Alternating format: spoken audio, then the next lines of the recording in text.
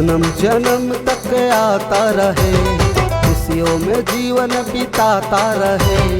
जन्म जन्म तक आता रहे, खुशियों में जीवन बिताता रहे। करूँ मैं दोबारा से हजार हैप्पी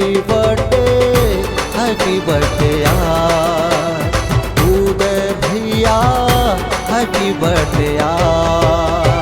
जन्म जन्म तक आता रहे, खुशियों में जीवन बिताता रहे। जन्म जन्म तक आता रहे, खुशियों में जीवन बिताता रहे। करूँ मैं दुआ यही हजार